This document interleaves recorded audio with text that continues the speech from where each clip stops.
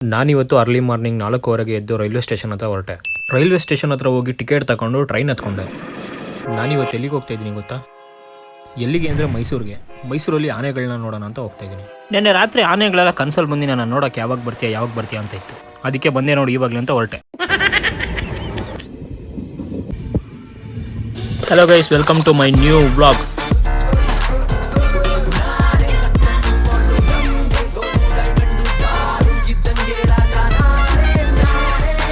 ಏಳು ಗಂಟೆಗೆಲ್ಲ ಮೈಸೂರಿಗೆ ಬಂದೆ.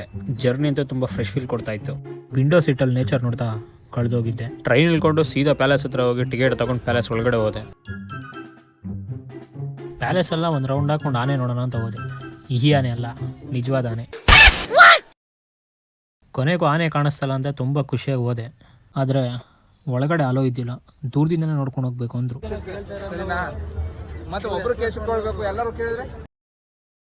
ಆನೆಗಳನ್ನ ಹತ್ರದಲ್ಲಿ ನೋಡ್ಬೇಕಂದ್ರೆ 5:15 ಆಚೆ ಕರ್ಕೊಂಡ್ಬರ್ತಾರೆ. ಅಲ್ಲಿವರೆಗೂ ಮೈಸೂರು ಸುತ್ತಾಡೋಣ ಅಂತ ಹೋದೆ.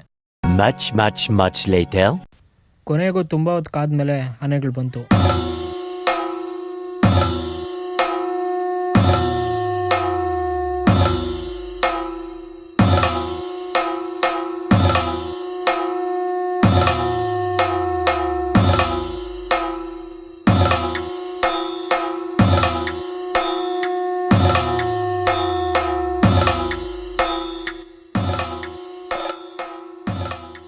ಎಲ್ಲ ಆನೆಗಳನ್ನ ನೋಡ್ತಾ ನಿಂತಿದ್ದೆ. ಭೀಮ ಸಡನ್ನಾಗಿ ನಿಂತ್ಬಿಟ್ಟ.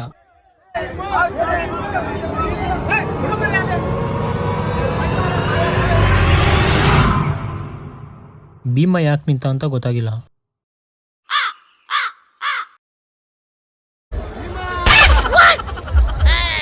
ನಿಮ್ಗೆ ಸುಸು ಮಾಡಕ್ಕಾದ್ರೆ ಬಿಡ್ರು, ಎಲ್ಲಿ ಬಂದ್ರೆ ಭೀಮ ಅಂತಿರಲ್ಲ.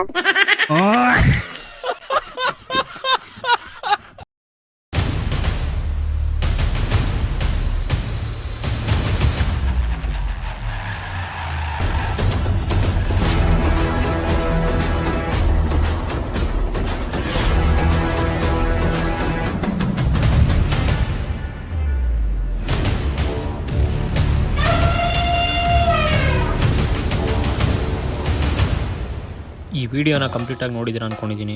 ಇಷ್ಟ ಆದರೆ ಏನು ಮಾಡಬೇಕು ಅಂತ ಗೊತ್ತಲ್ಲ. ನೆಕ್ಸ್ಟ್ ವಿಡಿಯೋಲಿ ಸಿಗ್ತೀನಿ. ಬಾಯ್. ಅವತ್ ನೈಟು ನೀನೆಲ್ಲಿದ್ದೆ? ಮನೆಗೆ ಹೋದೆ, ಅಚ್ಚುಕಟ್ಟಾಗಿ ಮುದ್ದೆ ಹೊಡೆದೆ, ಮಲಿಕೊಂಡೆ.